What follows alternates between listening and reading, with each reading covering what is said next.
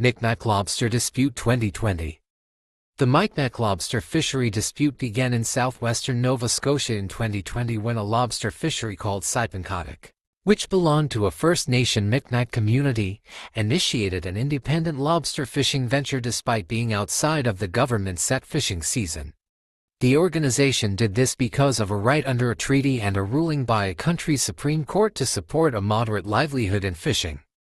Micmac have a right under existing treaties which were established in the 18th century peace and friendship treaties. Although these treaties did not transfer any lands, they confirm Aboriginal rights to hunting, fishing, and trading. Then in 1999, in the case R.V. Marshall, these Micmac fishing were upheld by Canada's Supreme Court in support of Micmac fishers to earn a reasonable living from fishing. However, in this case as well as in later ones, this right was never explained.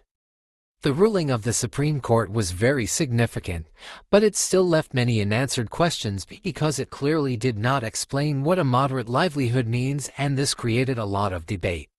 Micmac fishers believe that they have the treaty right to fish at any time of the year, whereas others insisted that fisheries must conform to conservation rules comparable to the federal commercial season. This uncertainty was one of the main reasons that tensions increased in the year 2020. In the year 2020, the Sipenkotik First Nation decided to manage their own lobster fishing rather than waiting for the government rules. They distributed their own fishing licenses and started catching lobsters and selling them during the fishing season. They did this by relying on their treaties to support a moderate livelihood.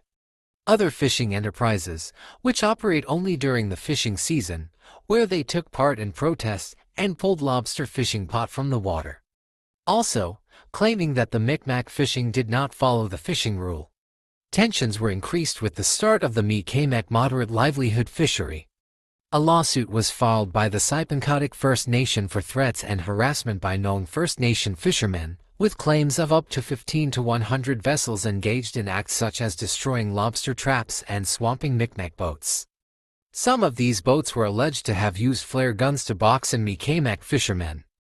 The lawsuit, which case continues in eastern Canada's province of Nova Scotia, alleged that the Mounties and federal government did not protect Indigenous fishing rights from harassment and destruction of fishing gear. The lawsuit named both Bay of Fundy and Shore Fishermen's Association and non-native fishing companies. Also, a spokesperson stated that the government is working to support reconciliation and protect the Indigenous treaty rights. Throughout 2020 and into 2021, there were ongoing conflicts and public protests over the lobster fishery. The lobster processing facilities where Micmac lobster catches were kept were among those targeted, and this drew public attention. Micmac leaders called upon the federal government to speak out against racism and protect both their people and their lands, which were threatened by non-Indigenous fishermen. Additionally, the Indigenous chiefs confronted with the federal ministers to address on the removal of about 350 lobster traps. They called on the federal government and RCMP to return the stolen traps and protect their people from violence and harassment.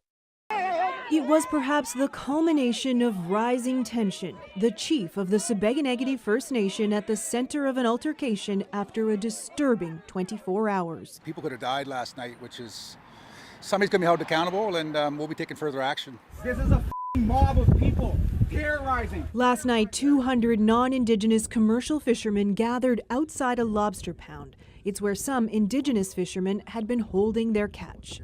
Cops just sitting there while they take all these crates up. This Indigenous fisherman says he barricaded himself inside.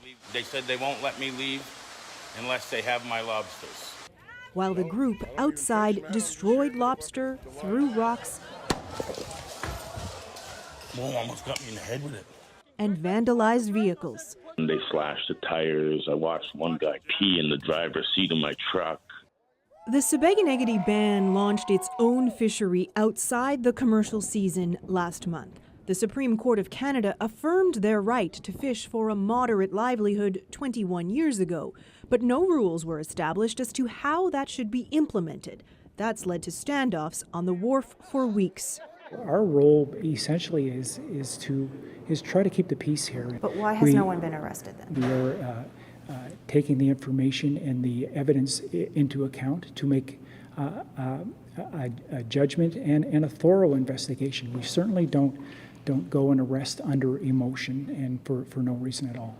But again, it seems that last night there were officers witnessing what you described as criminal activity, yet no arrests were made. It's a measured approach. By late this afternoon, a moment of calm. Honestly.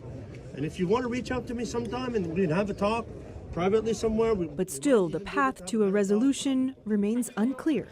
Kayla. In 2025, the Sipincotic First Nation abandoned a lawsuit arguing that federal regulations went against its treaty rights, a decision linked to ongoing negotiations with Ottawa. This did not stop commercial fishermen from declaring this a victory, while no lawsuits were filed into provincial court to determine how treaty rights should be implemented under the Marshall decision. The Micmac's stance is to assert that their treaty rights are guaranteed in the Constitution, and they have a right to use those rights in a manner which has been implicitly supported by Supreme Court decisions. They claim that their fishing practice is small in scale, is not a threat to conservation, and that their government must respect their definition of moderate livelihood in order to allow their people to maintain their communities. Commercial fishers argue that fishing outside the federally regulated season threatens conservation efforts and hurts the regulated lobster market. They believe that rules should be consistent for all fishers to protect the lobster resource and support industry stability, and that if Indigenous fisheries wish to operate commercially, they should work within the existing set of rules. The Micmac lobster dispute matters because it highlights the challenges Canada faces in balancing Indigenous treaty rights with modern conservation and government rules. It demonstrates how unclear legal language can lead to conflict and shows that meaningful co-management and clarity are necessary to uphold rights while protecting shared natural resources. In our opinion, the dispute shows the need for clear definitions and cooperation. The Micmac are using the rights affirmed by historical treaties and court decisions, and these rights should be respected. However, a strong and fair conservation system is also important for long-term sustainability. We believe that shared decision-making and clear regulations developed with Indigenous communities and commercial fishers can help avoid disputes and support both treaty rights and conservation goals.